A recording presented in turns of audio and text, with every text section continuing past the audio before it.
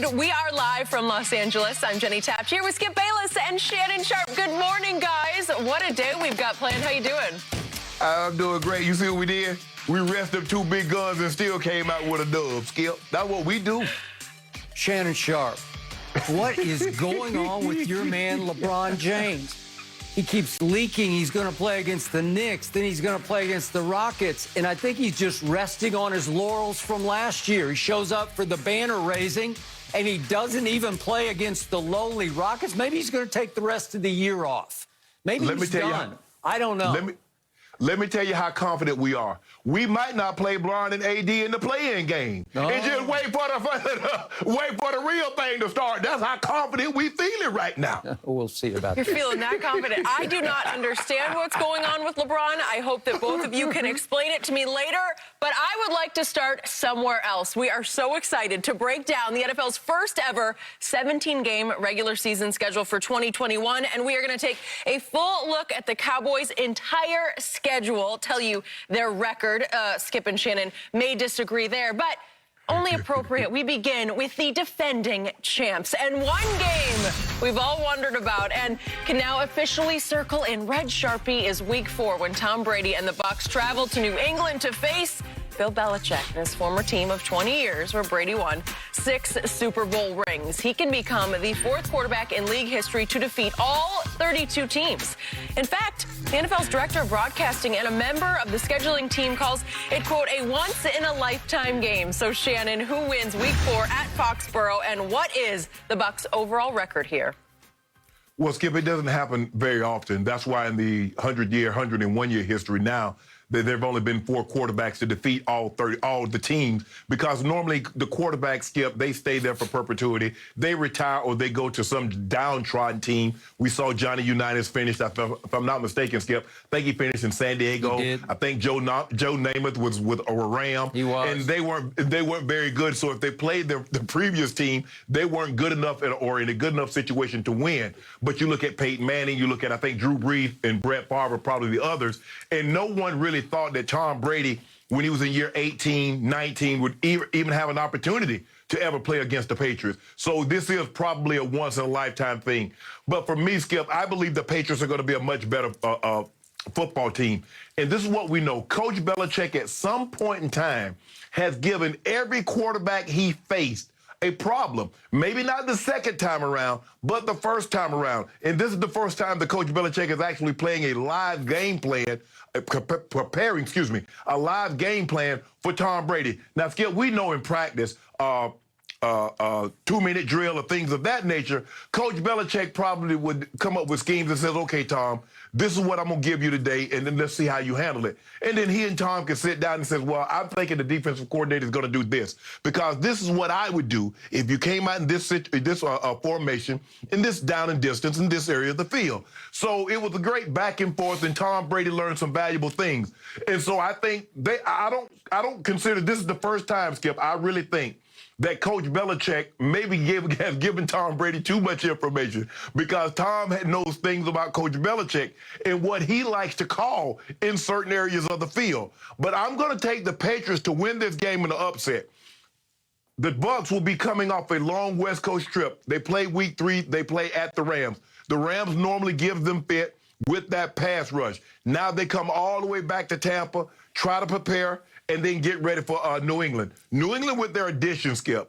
Cam Newton is going to be another year further removed from that surgery. Hunter Henry, Jonnu Smith, Trent Brown at tackle. I think they made upgrades. They brought Nelson Aguilar in. They brought Nelson Bourne in. They've revamped this, and basically, Skip, this offense is going to be anew. This is not the offense that we saw last year. We're going to see a different offense. I believe they're better this year around. And so I'm going to take the Patriots in an upset. And I'm going to go on and put them cases of due on it, because I don't want you to try to wiggle out because something unforeseen might happen. But we got due on it right now. I'm taking the Patriots in an upset. How much due? Name it. All right.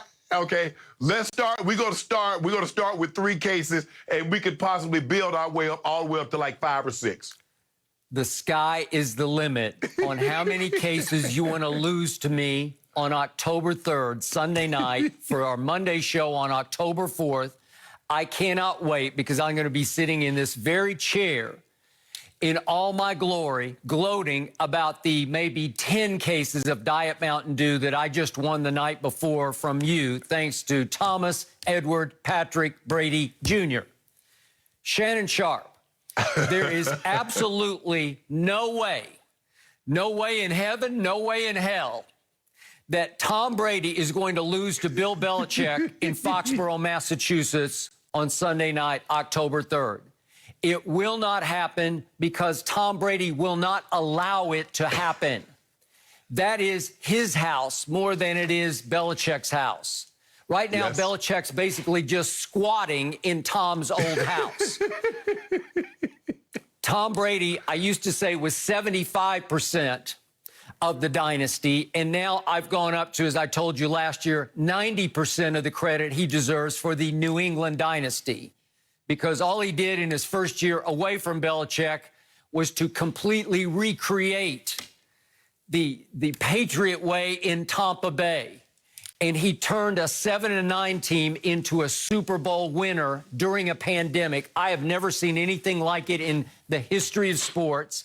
And he showed you once and for all, I was the reason we were winning those championships in Foxborough. And he's going to go in there and put Belichick back in his place face to face. And he will delight in it. Now, I'm going to give you this. You mentioned the West Coast trip that they're going to have to undergo before they go to Foxborough. And I will give you this. On the Buccaneers schedule, to me, easily the most dangerous game is at the Rams. Again, it'll be Matt Stafford this time instead of Jared Goff. But we saw what Jared Goff did to the Tampa Bay defense at Tampa Bay last year, as you recall, and that was it a Sunday or Monday night game? Okay, it was a night game, and it was a nightmare is what it was. And they have to go to the Rams on September 26th ahead of going to the Patriots. So the Rams are actually sitting pretty because it's possible that at least Brady would be looking ahead to New England, if not just by osmosis, just by contagious effect, that the whole team will have its mind starting to head back toward Foxborough before they take care of business at Rams. So I give you that the Rams are in a really beneficial spot on the schedule. But I don't think that's going to help. I don't think it will help the Rams or the Patriots. I look at the schedule and I say, Shannon, it just might be the easiest schedule in the NFL, and Brady and company are the defending champs. So I know it's one game at a time, and I fully realize we do this every year, that this schedule in December might look a lot different than it does in May. Exactly. Because of, it does. you know, injuries and this team rises, this team falls unexpectedly. Right. It always happens. But the harder I look at this schedule, the more I like Brady's chances of going 17-0. Oh, and if they go 17-0, then I have no idea how they wouldn't have 2 home games and a Super Bowl with a shot at getting to 20-0. I told you yesterday it wouldn't shock me at all if they went 20-0. But the only sure shot on here, even sure than sweeping the division against your basic Atlantas and Carolinas and no breeze in New Orleans, the only sure shot on here for me is Tom Brady will beat the Patriots. He'll be somewhere around a 3.5, 4-point favorite. And I've got the